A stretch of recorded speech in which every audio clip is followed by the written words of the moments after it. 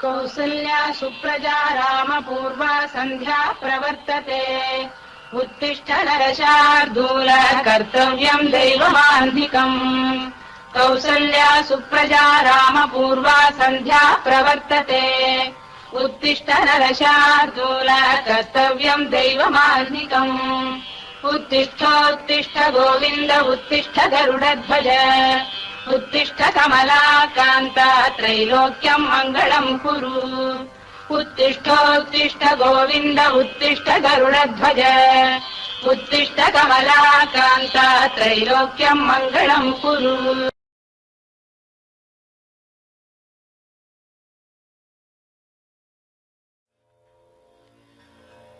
Chapter 8, Attaining the Supreme. Text 1. Arjuna Hovacha King Tan Brahma Kimadhyatmam King Karma Purushottama Adibhutang Cha Kim Proktam Adidaivam Kamuchyate. Arjuna inquired, O my Lord, O Supreme Person, what is Brahman? What is the Self? What are fruitive activities? What is this material manifestation? And what are the demigods? Please explain this to me. Purport. In this chapter, Lord Krishna answers different questions from Arjuna, beginning with, what is Brahman? The Lord also explains karma, fruitive activities, devotional service, and yoga principles, and devotional service in its pure form. The Srimad-Bhagavatam explains that the Supreme Absolute Truth is known as Brahman, Paramatma, and Bhagavan. In addition, the living entity, the individual soul, is also called Brahman. Arjuna also inquires about Atma, which refers to body, soul, and mind. According to the Vedic dictionary, Atma refers to the mind, soul, body, and senses also.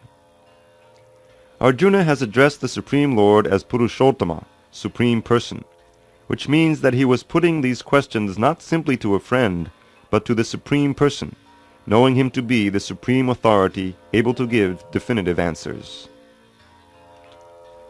Text 2.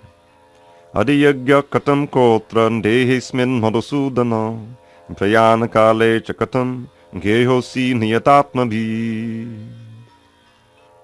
Who is the Lord of sacrifice, and how does he live in the body, O Madhusudana? And how can those engaged in devotional service know you at the time of death?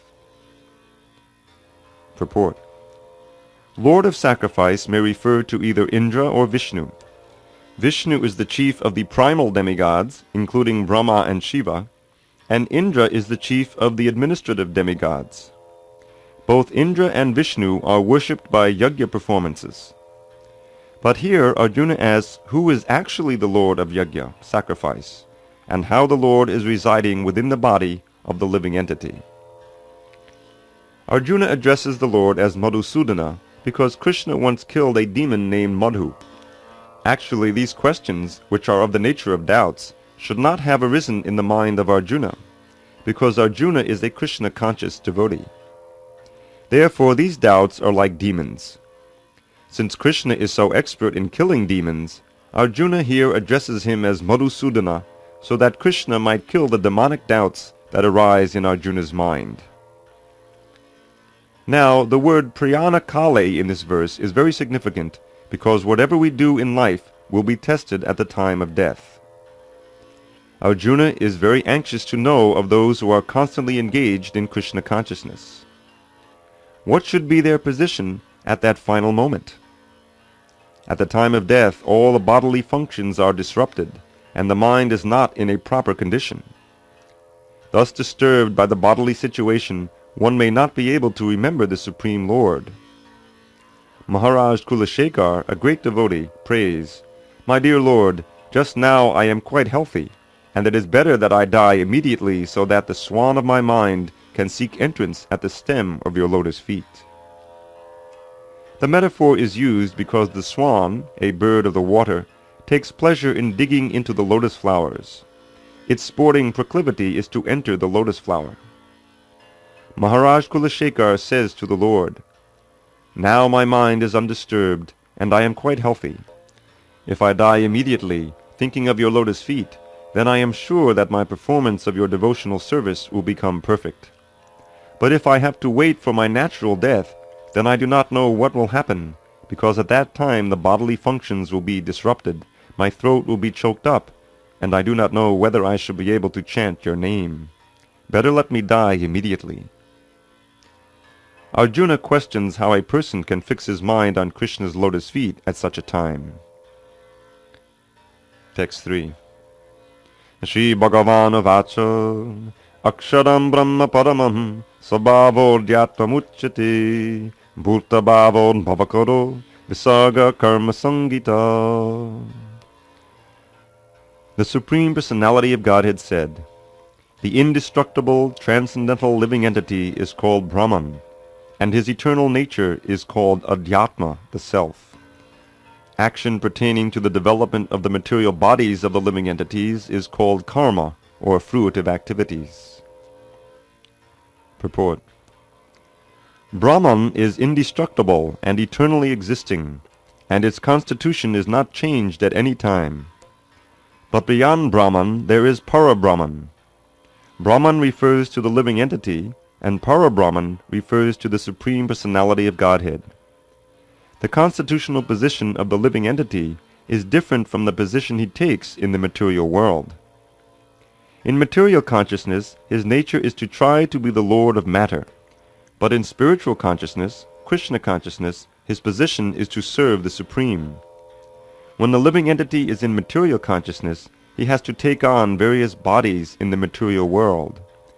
That is called karma, or varied creation by the force of material consciousness.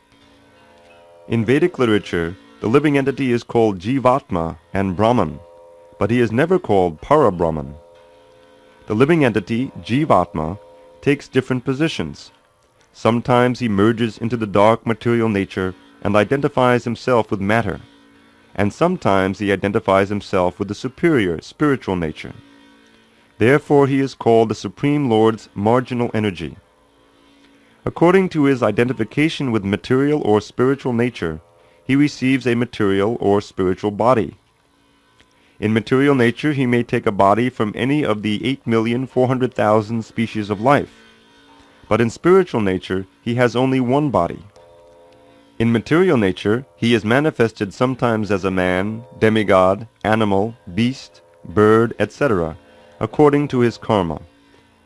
To attain material heavenly planets and enjoy their facilities, he sometimes performs sacrifices, yajna. But when his merit is exhausted, he returns to earth again in the form of a man. This process is called karma. The Chandogya Upanishad describes the Vedic sacrificial process. On the sacrificial altar, 5 kinds of offerings are made into 5 kinds of fire. The 5 kinds of fire are conceived of as the heavenly planets, clouds, the earth, man and woman. And the 5 kinds of sacrificial offerings are faith, the enjoyer on the moon, rain, grains, and semen. In the process of sacrifice, the living entity makes specific sacrifices to attain specific heavenly planets and consequently reaches them. When the merit of sacrifice is exhausted, the living entity descends to earth in the form of rain, then takes on the form of grains, and the grains are eaten by man and transformed into semen, which impregnates a woman, and thus the living entity once again attains the human form to perform sacrifice and so repeat the same cycle. In this way the living entity perpetually comes and goes on the material path.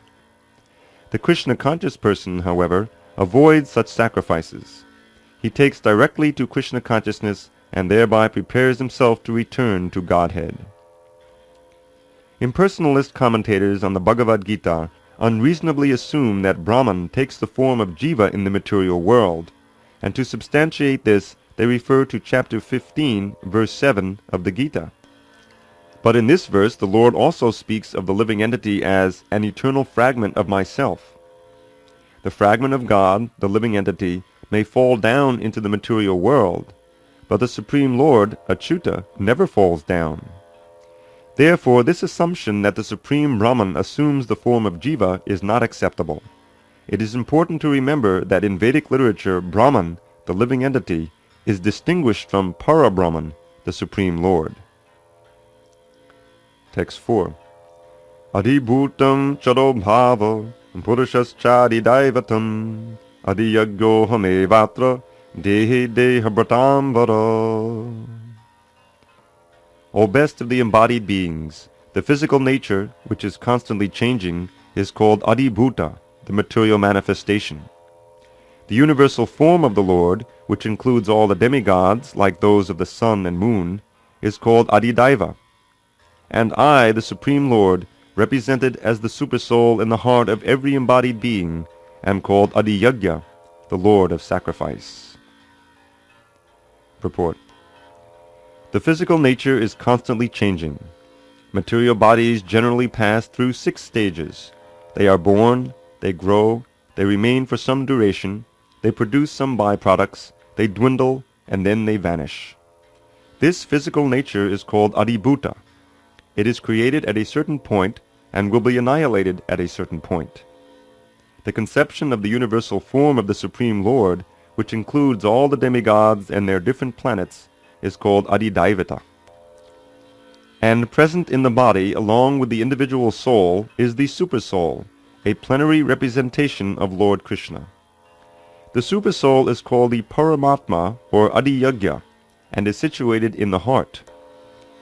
The word Eva is particularly important in the context of this verse because by this word the Lord stresses that the Paramatma is not different from him. The Supersoul, the Supreme Personality of Godhead, seated beside the individual soul, is the witness of the individual soul's activities and is the source of the soul's various types of consciousness. The Supersoul gives the individual soul an opportunity to act freely and witnesses his activities. The functions of all these different manifestations of the Supreme Lord automatically become clarified for the pure Krishna-conscious devotee engaged in transcendental service to the Lord. The gigantic universal form of the Lord, called Adidaivata, is contemplated by the neophyte who cannot approach the Supreme Lord in his manifestation as Supersoul. The neophyte is advised to contemplate the universal form, or Virat Purusha, whose legs are considered the lower planets, whose eyes are considered the sun and moon, and whose head is considered the upper planetary system. Text 5. Andakale cha mamevaha smaran muktva kalevaram yaprayati samadbhavam yati nastyatra sangshayaha. And whoever, at the end of his life, quits his body remembering me alone, at once attains my nature.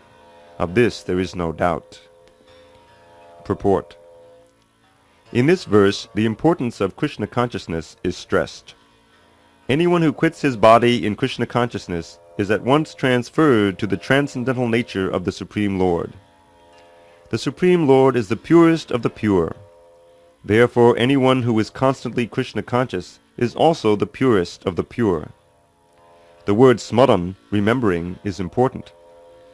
Remembrance of Krishna is not possible for the impure soul who has not practiced Krishna consciousness in devotional service.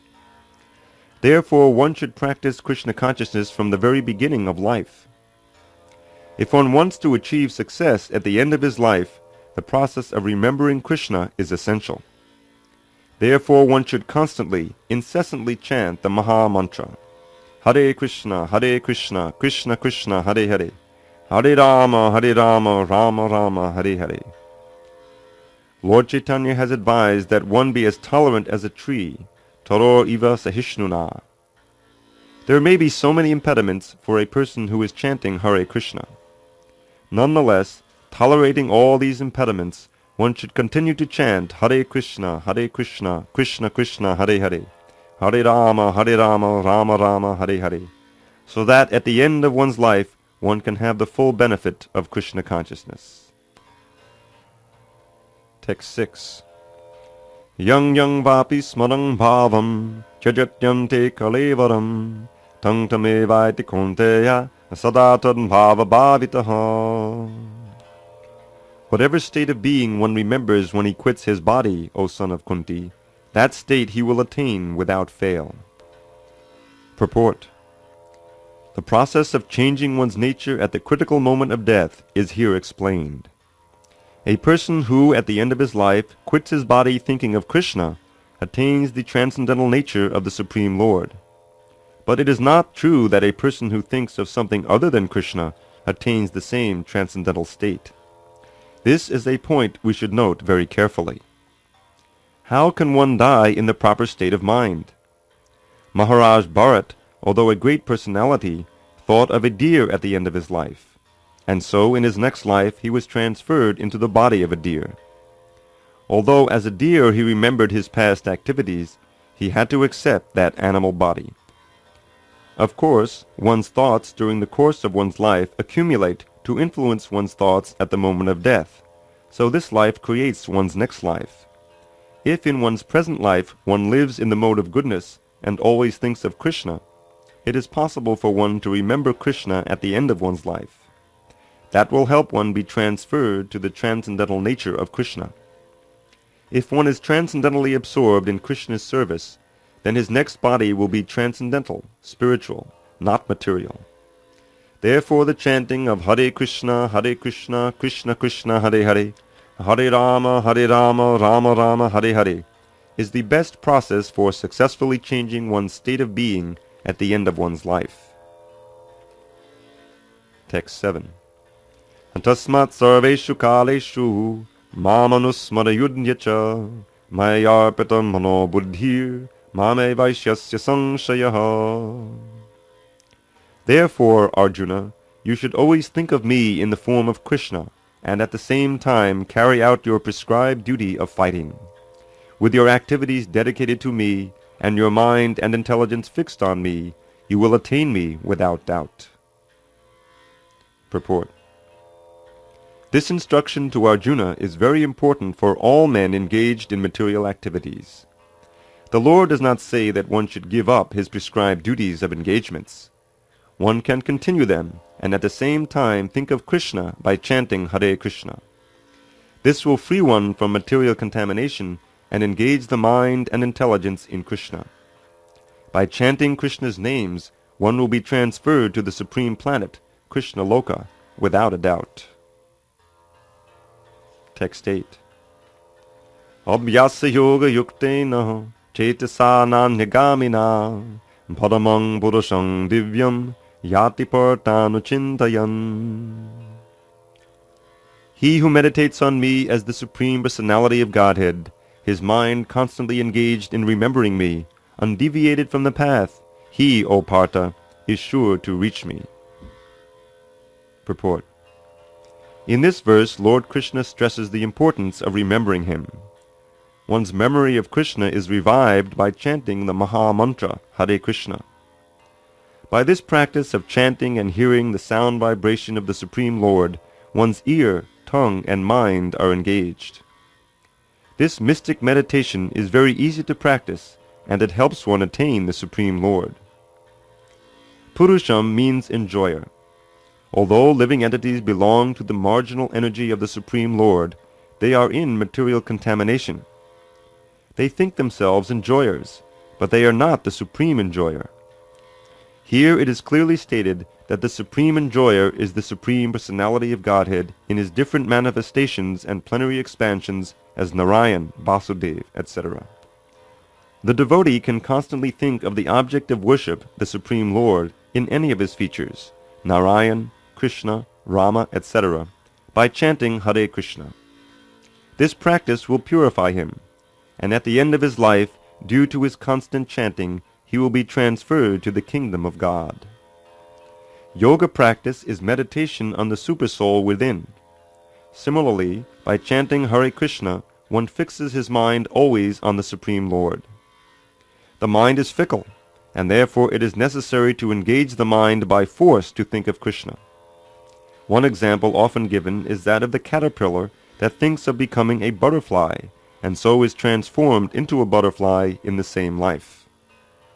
Similarly, if we constantly think of Krishna, it is certain that at the end of our lives we shall have the same bodily constitution as Krishna. Text 9. Kavim Puranam Anushashitaram Anoraniyang Samanusmaredya Sarvasya Data Dhamachinta Rupam adityavanam tamasak parastat. One should meditate upon the Supreme Person as the one who knows everything, as he who is the oldest, who is the controller, who is smaller than the smallest, who is the maintainer of everything, who is beyond all material conception, who is inconceivable, and who is always a person. He is luminous like the sun, and he is transcendental beyond this material nature. Purport. The process of thinking of the Supreme is mentioned in this verse. The foremost point is that he is not impersonal or void. One cannot meditate on something impersonal or void. That is very difficult. The process of thinking of Krishna, however, is very easy and is factually stated herein. First of all, the Lord is Purusha, a person. We think of the person Rama and the person Krishna. And whether one thinks of Rama or of Krishna, what he is like is described in this verse of Bhagavad-Gītā. The Lord is Kavi, that is, he knows past, present, and future, and therefore knows everything. He is the oldest personality because he is the origin of everything. Everything is born out of him. He is also the supreme controller of the universe, and he is the maintainer and instructor of humanity. He is smaller than the smallest. The living entity is 1/10,000th part of the tip of a hair, but the Lord is so inconceivably small that he enters into the heart of this particle. Therefore he is called smaller than the smallest. As the Supreme, he can enter into the atom and into the heart of the smallest and control him as the supersoul. Although so small, he is still all-pervading and is maintaining everything. By him all these planetary systems are sustained. We often wonder how these big planets are floating in the air. It is stated here that the Supreme Lord, by his inconceivable energy, is sustaining all these big planets and systems of galaxies. The word achintya, inconceivable, is very significant in this connection. God's energy is beyond our conception, beyond our thinking jurisdiction, and is therefore called inconceivable, achintya. Who can argue this point? He pervades this material world and yet is beyond it. We cannot comprehend even this material world, which is insignificant compared to the spiritual world. So how can we comprehend what is beyond? Achintya means that which is beyond this material world, that which our argument, logic, and philosophical speculation cannot touch, that which is inconceivable. Therefore, intelligent persons, avoiding useless argument and speculation, should accept what is stated in scriptures like the Vedas, Bhagavad-Gītā, and Śrīmad-Bhāgavatam, and follow the principles they set down. This will lead one to understanding. Text 10. Prayanakale manasachalena bhaktya yukto yoga balena chaiva Bhruvo madhye pranamaveshya samyak satam param purusham upaiti divyam. One who, at the time of death, fixes his life air between the eyebrows, and by the strength of yoga, with an undeviating mind, engages himself in remembering the Supreme Lord in full devotion, will certainly attain to the Supreme Personality of Godhead. Purport. In this verse it is clearly stated that at the time of death the mind must be fixed in devotion to the Supreme Personality of Godhead. For those practiced in yoga, it is recommended that they raise the life force between the eyebrows to the Agya Chakra. The practice of Shat Chakra Yoga, involving meditation on the 6 chakras, is suggested here. A pure devotee does not practice such yoga, but because he is always engaged in Krishna consciousness, at death he can remember the Supreme Personality of Godhead by his grace. This is explained in verse 14. The particular use of the word yoga balena is significant in this verse because without practice of yoga, whether Shat Chakra Yoga or Bhakti Yoga, one cannot come to this transcendental state of being at the time of death. One cannot suddenly remember the Supreme Lord at death. One must have practiced some yoga system, especially the system of Bhakti Yoga. Since one's mind at death is very disturbed, one should practice transcendence through yoga during one's life. Text 11. Yadaksharam veda vido vadanti, vishanti yadnyatayo vitaraga, yadichanto brahmacharyam charanti, tatte padang sangrahena pravakshe. Persons who are learned in the Vedas, who utter Omkar, and who are great sages in the renounced order, enter into Brahman. Desiring such perfection, one practices celibacy. I shall now briefly explain to you this process by which one may attain salvation. Purport. Lord Sri Krishna has recommended to Arjuna the practice of Shat-Chakra Yoga, in which one places the air of life between the eyebrows. Taking it for granted that Arjuna might not know how to practice Shat-Chakra Yoga, the Lord explains the process in the following verses. The Lord says that Brahman, although one without a second, has various manifestations and features. Especially for the impersonalists, the Akshara or Omkar, the syllable Om, is identical with Brahman. Krishna here explains the impersonal Brahman into which the renounced order of sages enter. In the Vedic system of knowledge, students from the very beginning are taught to vibrate Om and learn of the ultimate impersonal Brahman by living with the spiritual master in complete celibacy. In this way they realize two of Brahman's features. This practice is very essential for the student's advancement in spiritual life. But at the moment, such brahmachari, unmarried celibate life is not at all possible. The social construction of the world has changed so much that there is no possibility of one's practicing celibacy from the beginning of student life. Throughout the world there are many institutions for different departments of knowledge, but there is no recognized institution where students can be educated in the brahmachari principles. Unless one practices celibacy, advancement in spiritual life is very difficult. Therefore, Lord Chaitanya has announced, according to the scriptural injunctions for this age of Kali, that in this age no process of realizing the Supreme is possible except the chanting of the holy names of Lord Krishna. Hare Krishna, Krishna Krishna, Hare Hare, Hare Rama, Rama Rama, Hare Hare. Text 12. Sarvadvarani sanyamya manoridi nirudnyacha murdhyadhyatmanok pranam astito yogadharanam. The yogic situation is that of detachment from all sensual engagements. Closing all the doors of the senses and fixing the mind on the heart and the life air at the top of the head, one establishes himself in yoga. Purport. To practice yoga as suggested here, one first has to close the doors of all sense enjoyment. This practice is called pratyahara, or withdrawing the senses from the sense objects. The sense organs for acquiring knowledge, the eyes, ears, nose, tongue, and touch, should be fully controlled and should not be allowed to engage in self-gratification. In this way, the mind focuses on the supersoul in the heart, and the life force is raised to the top of the head. In the 6th chapter, this process is described in detail. But as mentioned before, this practice is not practical in this age. The best process is Krishna consciousness. If one is always able to fix his mind on Krishna in devotional service, it is very easy for him to remain in an undisturbed transcendental trance, or in samadhi. Text 13. Om ityekaksharam brahma vyaharan mamanusmaran yapriyati chajandeham sayati paramangatim. After being situated in this yoga practice and vibrating the sacred syllable Om, the supreme combination of letters, if one thinks of the Supreme Personality of Godhead and quits his body, he will certainly reach the spiritual planets. Purport. It is clearly stated here that Om, Brahman, and Lord Krishna are not different.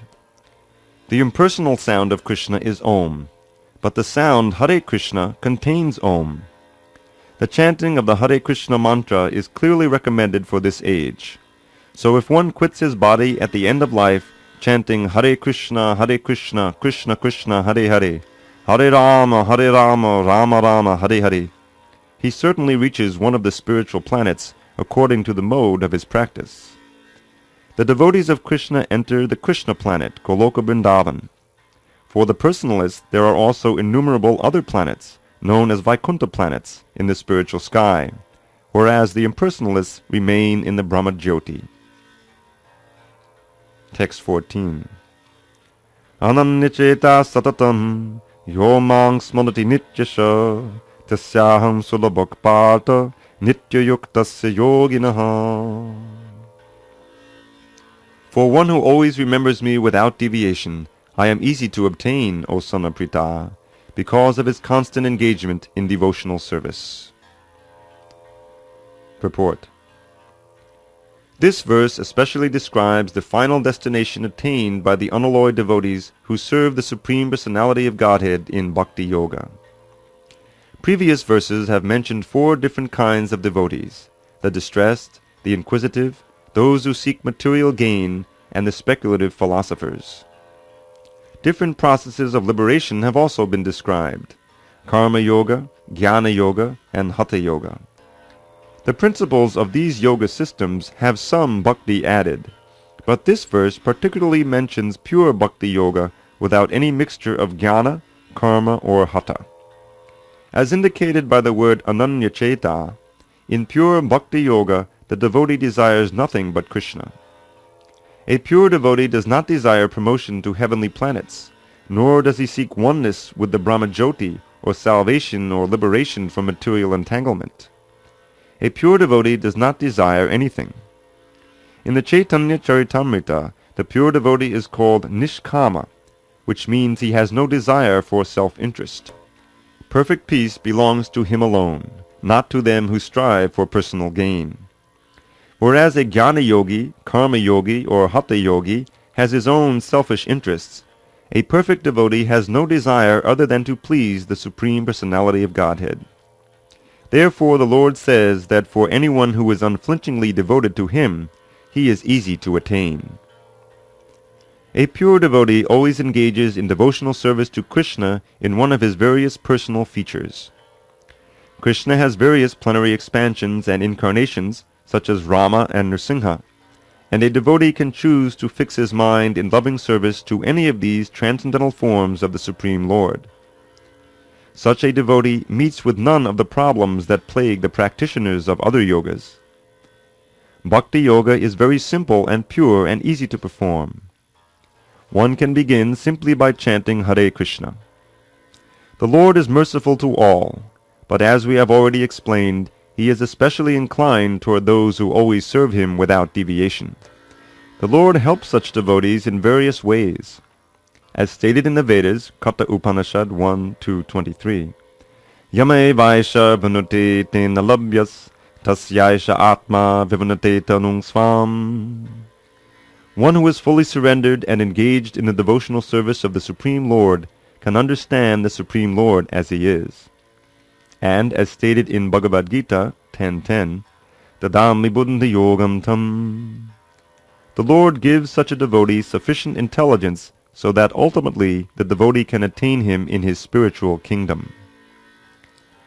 The special qualification of the pure devotee is that he is always thinking of Krishna without deviation and without considering the time or place. There should be no impediments. He should be able to carry out his service anywhere and at any time. Some say that the devotee should remain in holy places like Vrindavan or some holy town where the Lord lived. But a pure devotee can live anywhere and create the atmosphere of Vrindavan by his devotional service. It was Sri Advaita who told Lord Chaitanya, "Wherever you are, O Lord, there is Vrindavan." As indicated by the words Satatam and Nityasha, which mean always, regularly, or every day, a pure devotee constantly remembers Krishna and meditates upon him. These are qualifications of the pure devotee for whom the Lord is most easily attainable. Bhakti Yoga is the system that the Gita recommends above all others. Generally, the Bhakti Yogis are engaged in 5 different ways. 1. Shanta Bhakta, engaged in devotional service in neutrality. 2. Dasya Bhakta, engaged in devotional service as servant. 3. Sakya Bhakta, engaged as friend. 4. Vatsalya Bhakta, engaged as parent, and 5. Madhurya Bhakta, engaged as conjugal lover of the Supreme Lord. In any of these ways, the pure devotee is always constantly engaged in the transcendental loving service of the Supreme Lord and cannot forget the Supreme Lord, and so for him the Lord is easily attained.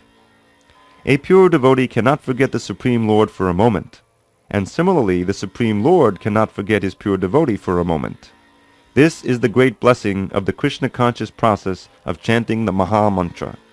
Hare Krishna, Krishna Krishna, Hare Hare, Hare Ram, Ram Ram, Hare Hare. Text 15. Mamupecha punarjanma dukkalayam shashvatam napnavante mahatmana samsiddhim padamangata. After attaining me, the great souls, who are yogis in devotion, never return to this temporary world, which is full of miseries, because they have attained the highest perfection. Purport. Since this temporary material world is full of the miseries of birth, old age, disease, and death, naturally he who achieves the highest perfection and attains the supreme planet, Krishna Loka, Goloka Vrindavan, does not wish to return. The supreme planet is described in Vedic literature as Avyakta and Akshara and Padamagati. In other words, that planet is beyond our material vision, and it is inexplicable, but it is the highest goal, the destination of the Mahatmas, or great souls. The Mahatmas receive transcendental messages from the realized devotees, and thus gradually develop devotional service in Krishna consciousness and become so absorbed in transcendental service that they no longer desire elevation to any of the material planets, nor do they even want to be transferred to any spiritual planet. They only want Krishna and Krishna's association and nothing else. That is the highest perfection of life. This verse specifically mentions the personalist devotees of the Supreme Lord, Krishna. These devotees in Krishna consciousness achieve the highest perfection of life. In other words, they are the supreme souls. Text 16. Abrahma bhavana loka punaravartino juna mamupecha tukunteya punarjanma navidyate. From the highest planet in the material world down to the lowest, all are places of misery, wherein repeated birth and death take place. But one who attains to my abode, O son of Kunti, never takes birth again. Purport. All kinds of yogis, karma, jnana, hatha, etc., eventually have to attain devotional perfection in bhakti yoga, or Krishna consciousness, before they can go to Krishna's transcendental abode and never return. Those who attain the highest material planets, the planets of the demigods, are again subjected to repeated birth and death. As persons on earth are elevated to higher planets, people on higher planets such as Brahmaloka, Chandraloka, and Indraloka fall down to earth. The practice of sacrifice called Panchagni Vidya, recommended in the Chandogya Upanishad, enables one to achieve Brahmaloka. But if, on Brahmaloka, one does not cultivate Krishna consciousness, then he must return to earth. Those who progress in Krishna consciousness on the higher planets are gradually elevated to higher and higher planets, and at the time of universal devastation are transferred to the eternal spiritual kingdom. Sridhar Swami, in his commentary on Bhagavad-Gītā, quotes this verse: Brahmana sahate sarvehi samprapte patisanchare patisyante kritatmano pavishanti param padam. When there is devastation of this material universe, Brahma and his devotees, who are constantly engaged in Krishna consciousness, are all transferred to the spiritual universe and to specific spiritual planets according to their desires. Text 17. Sahasrayuga paryantam aharyan brahmano vidu ratrim yuga sahasrantam teho ratra vidojana. By human calculation, 1,000 ages taken together form the duration of Brahma's one day. and such also is the duration of his night. Purport. The duration of the material universe is limited. It is manifested in cycles of kalpas. A kalpa is a day of Brahma, and one day of Brahma consists of 1,000 cycles of 4 yugas or ages: Satya, Treta, Dwapara, and Kali. The age of Satya is characterized by virtue, wisdom, and religion, there being practically no ignorance and vice, and the yuga lasts 1,728,000 years. In the Treta Yuga, vice is introduced, and this yuga lasts 1,296,000 years. In the Dwapara Yuga, there is an even greater decline in virtue and religion, vice increasing, and this yuga lasts 864,000 years.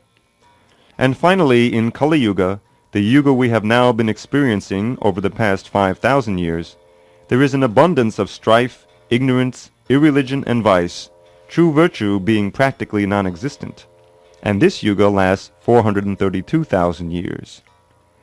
In Kali Yuga, vice increases to such a point that at the termination of the yuga, the Supreme Lord himself appears as the Kalki avatar, vanquishes the demons, saves his devotees, and commences another Satya Yuga. Then the process is set rolling again. These 4 yugas, rotating 1,000 times, comprise one day of Brahma, and the same number comprise one night. Brahma lives 100 of such years and then dies. These 100 years by earth calculations total to 311 trillion and 40 billion earth years. By these calculations, the life of Brahma seems fantastic and interminable, but from the viewpoint of eternity, it is as brief as a lightning flash.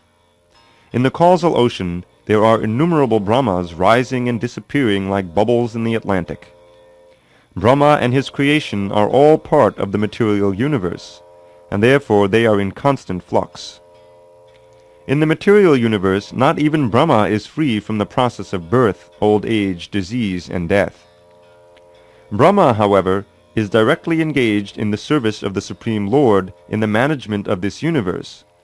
Therefore he at once attains liberation. Elevated sannyasis are promoted to Brahma's particular planet, Brahmaloka, which is the highest planet in the material universe and which survives all the heavenly planets in the upper strata of the planetary system. But in due course, Brahma and all the inhabitants of Brahmaloka are subject to death, according to the law of material nature. Text 18. Avyaktadvaktaya sarvaha prabhavanti haragame ratyagame praliyanti chatraivavyakta sangake. At the beginning of Brahma's day, all living entities become manifest from the unmanifest state, and thereafter, when the night falls, they are merged into the unmanifest again. Text 19. Bhutta grama sahevayam bhutva praliyate ratyagame vashakparta pabhavatya haragame. Again and again, when Brahma's day arrives, all living entities come into being, and with the arrival of Brahma's night, they are helplessly annihilated. Purport. The less intelligent who try to remain within this material world may be elevated to higher planets, and then again must come down to this planet Earth. During the daytime of Brahma, they can exhibit their activities on higher and lower planets within this material world. But at the coming of Brahma's night, they are all annihilated. In the day they receive various bodies for material activities, and at night they no longer have bodies, but remain compact in the body of Vishnu. Then again they are manifest at the arrival of Brahma's day. Bhutva praliyate. During the day they become manifest, and at night they are annihilated again. Ultimately, when Brahma's life is finished, they are all annihilated and remain unmanifest for millions and millions of years. And when Brahma is born again in another millennium, they are again manifest. In this way they are captivated by the spell of the material world. But those intelligent persons who take to Krishna consciousness use the human life fully in the devotional service of the Lord, chanting Hare Krishna, Krishna Krishna, Hare Hare, Hare Rama, Rama Rama, Hare Hare. Thus they transfer themselves, even in this life, to the spiritual planet of Krishna, and become eternally blissful there, not being subject to such rebirths. Text 20. Parastasmattu bhavonyoho vyakto vyaktat sanatanoho yaksa sarveshu bhuteshu nashyatsu navinashyati. Yet there is another unmanifest nature, which is eternal and is transcendental to this manifested and unmanifested matter. It is supreme and is never annihilated. When all in this world is annihilated, that part remains as it is. Purport. Krishna's superior spiritual energy is transcendental and eternal. It is beyond all the changes of material nature, which is manifest and annihilated during the days and nights of Brahma. Krishna's superior energy is completely opposite in quality to material nature. Superior and inferior nature are explained in the 7th chapter. Text 21. Avyakto kshara ityuktahas tamahu paramangatim yang prapina nivartante tadhama paramang mama. That which the Vedantists describe as unmanifest and infallible, that which is known as the supreme destination, that place from which, having attained it, one never returns, that is my supreme abode. Purport. The supreme abode of the personality of Godhead, Krishna, is described in the Brahma Samhita as Chintamani Dham, a place where all desires are fulfilled. The supreme abode of Lord Krishna, known as Goloka Vrindavan, is full of palaces made of touchstone. There are also trees, called desire trees, that supply any type of eatable upon demand. And there are cows, known as Surabhi cows, which supply a limitless supply of milk. In this abode the Lord is served by hundreds of thousands of goddesses of fortune, Lakshmis, and he is called Govinda, the primal Lord and the cause of all causes. The Lord is accustomed to blow his flute, Venum Quanantam. His transcendental form is the most attractive in all the worlds. His eyes are like the lotus petals, and the color of his body is like the color of clouds. He is so attractive that his beauty excels that of thousands of cupids. He wears saffron cloth, a garland around his neck, and a peacock feather in his hair. In the Bhagavad-Gītā, Lord Krishna gives only a small hint of his personal abode, Goloka Vrindavan, which is the supermost planet in the spiritual kingdom. A vivid description is given in the Brahma Samhita. Vedic literatures, Katha Upanishad 1.3.11, state that there is nothing superior to the abode of the Supreme Godhead, and that that abode is the ultimate destination. Purushanna param kinchit sa kashta paramagati. When one attains to it, he never returns to the material world. Krishna's supreme abode and Krishna himself are non-different, being of the same quality. On this earth, Vrindavan, 90 miles southeast of Delhi, is a replica of that supreme Goloka Vrindavan located in the spiritual sky. When Krishna descended on this earth, he sported on that particular tract of land known as Vrindavan, comprising about 84 square miles in the district of Mathura, India. Text 22. Purushak saparak partah bhaktyalabhyastvananyaya yasyantak sthani bhutani yena sarvamidam tatam. The Supreme Personality of Godhead, who is greater than all, is attainable by unalloyed devotion. Although he is present in his abode, he is all-pervading, and everything is situated within him. Purport. It is here clearly stated that the supreme destination, from which there is no return, is the abode of Krishna, the Supreme Person. The Brahma Samhita describes this supreme abode as Ananda Chinmaya Rasa, a place where everything is full of spiritual bliss. All the variegatedness manifest there is of the quality of spiritual bliss. Nothing there is material. That variegatedness is expanded as the spiritual expansion of the Supreme Godhead himself, for the manifestation there is totally of the spiritual energy, as explained in chapter 7. As far as this material world is concerned, although the Lord is always in his supreme abode, he is nonetheless all-pervading by his material energy. So by his spiritual and material energies, he is present everywhere, both in the material and in the spiritual universes. Yasyantak stani means that everything is sustained within him, within either his spiritual or material energy. The Lord is all-pervading by these two energies. To enter Krishna's supreme abode or the innumerable Vaikuntha planets is possible only by bhakti, devotional service, as clearly indicated here by the word bhaktya. No other process can help one attain that supreme abode. The Vedas, Gopal Tapani Upanishad 3.2, also describe the supreme abode and the supreme personality of Godhead. Eko Vashi Sarvaga Krishna. In that abode there is only one supreme personality of Godhead, whose name is Krishna. He is the supreme merciful deity, and although situated there as one, he has expanded himself into millions and millions of plenary expansions. The Vedas compare the Lord to a tree standing still, yet bearing many varieties of fruits, flowers, and changing leaves. The plenary expansions of the Lord who preside over the Vaikuntha planets are four-armed, and they are known by a variety of names: Purushottama, Trivikram, Keshava, Madhava, Aniruddha, Rishikesh, Sankarshan, Pradyumna, Sridhar, Vasudev, Damodar, Janardhan, Narayan, Vamana, Padmanabha, etc.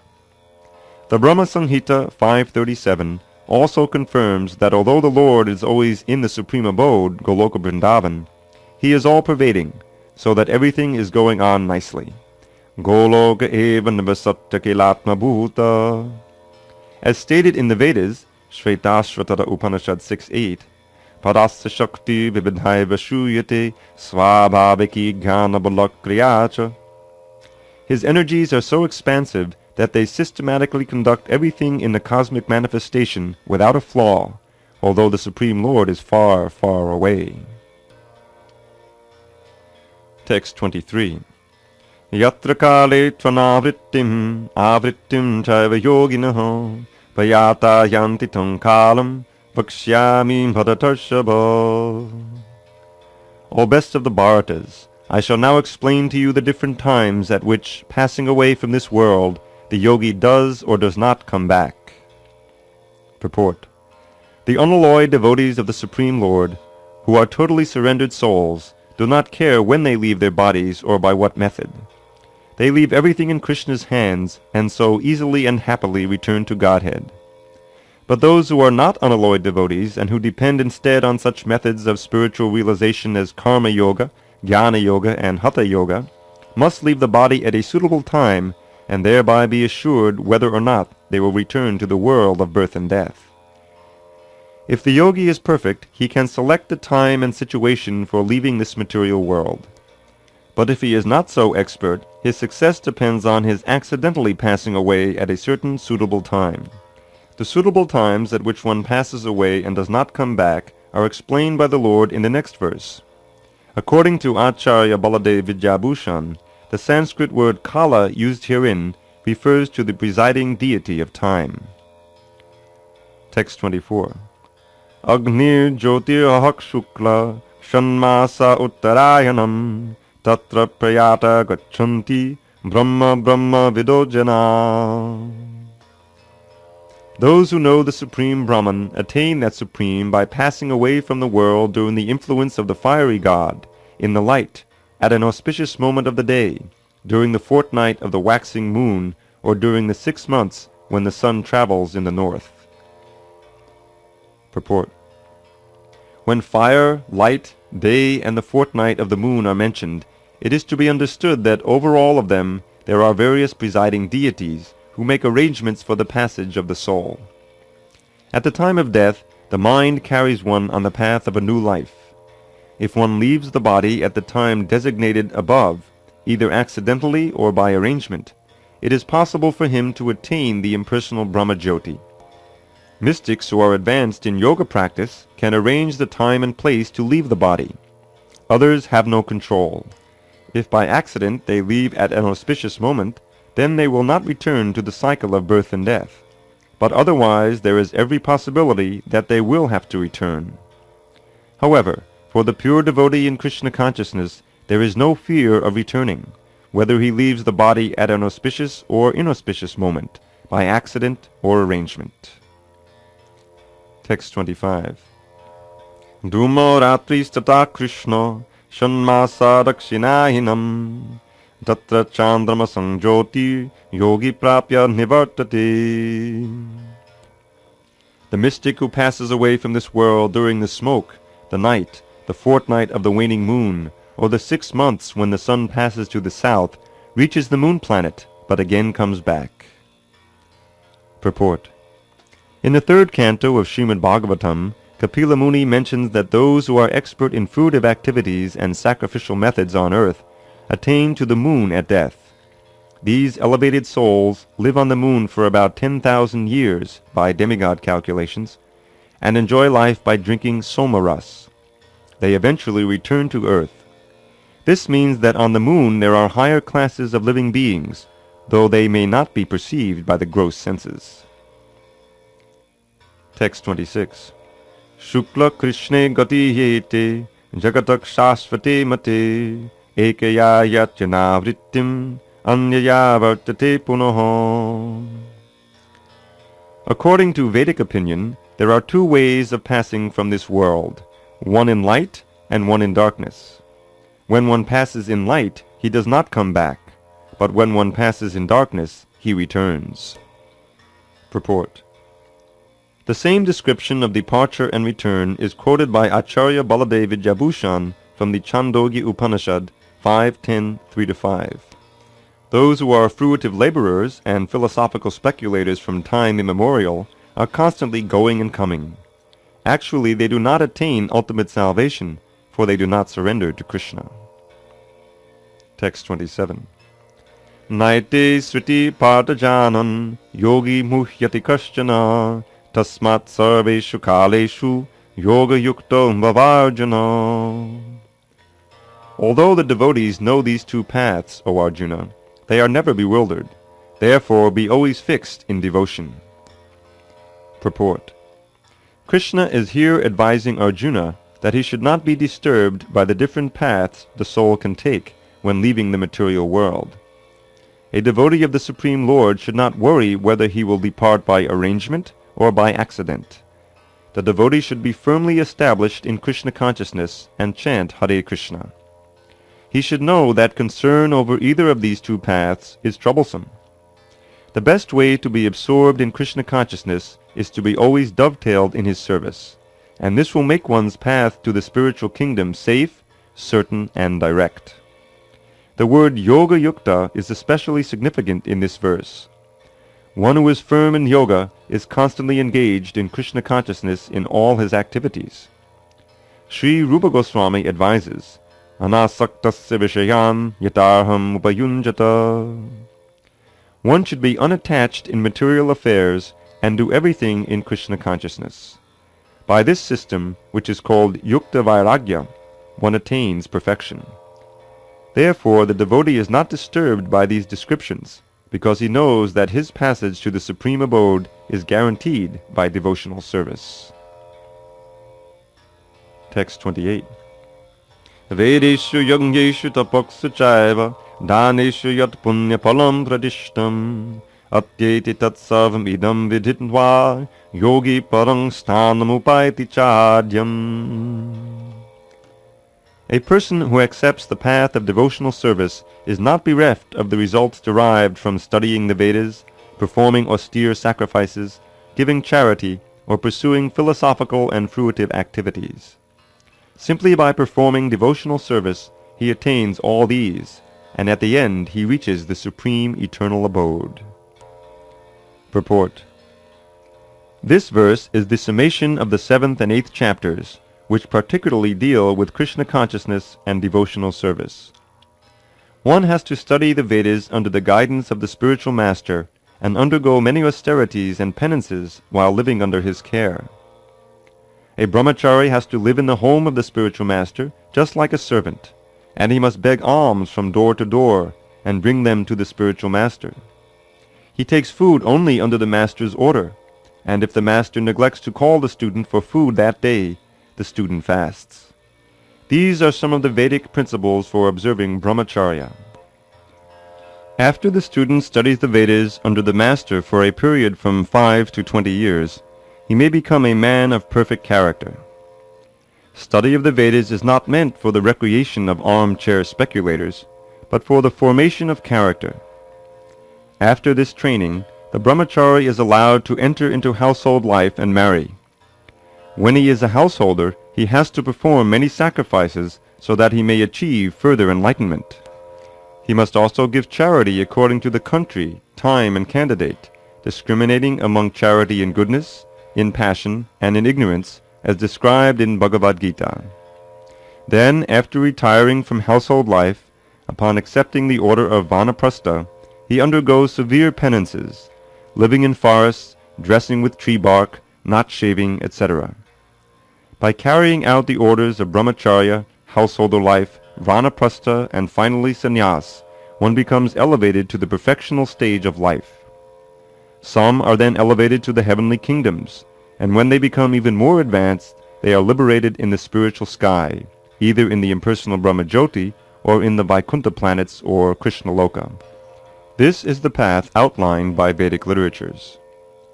The beauty of Krishna consciousness, however, is that by one stroke, by engaging in devotional service, one can surpass all the rituals of the different orders of life. The words idam viditva indicate that one should understand the instructions given by Sri Krishna in this chapter and the 7th chapter of Bhagavad-Gītā. One should try to understand these chapters not by scholarship or mental speculation, but by hearing them in association with devotees. Chapters 7 through 12 are the essence of Bhagavad-Gītā. The first 6 and the last 6 chapters are like coverings for the middle 6 chapters, which are especially protected by the Lord. If one is fortunate enough to understand Bhagavad-Gītā, especially these middle 6 chapters, in the association of devotees, then his life at once becomes glorified beyond all penances, sacrifices, charities, speculations, etc., for one can achieve all the results of these activities simply by Krishna consciousness. One who has a little faith in Bhagavad-Gītā should learn Bhagavad-Gītā from a devotee, because in the beginning of the 4th chapter it is stated clearly that Bhagavad-Gītā can be understood only by devotees. No one else can perfectly understand the purpose of Bhagavad-Gītā. One should therefore learn Bhagavad-Gītā from a devotee of Krishna, not from mental speculators. This is a sign of faith. When one searches for a devotee and finally gets a devotee's association, one actually begins to study and understand Bhagavad-Gītā. By advancement in the association of the devotee, one is placed in devotional service, and this service dispels all one's misgivings about Krishna, or God, and Krishna's activities, form, pastimes, name, and other features. After these misgivings have been perfectly cleared away, one becomes fixed in one's study. Then one relishes the study of Bhagavad-Gītā and attains the state of feeling always Krishna conscious. In the advanced stage, one falls completely in love with Krishna. This highest perfectional stage of life enables the devotee to be transferred to Krishna's abode in the spiritual sky, Goloka Vrindavan, where the devotee becomes eternally happy. Thus end the Bhaktivedanta purports to the 8th chapter of the Śrīmad-Bhagavad-gītā in the matter of attaining the Supreme. Thus end the Bhaktivedanta purports to the 8th chapter of the Śrīmad-Bhagavad-gītā in the matter of attaining the Supreme.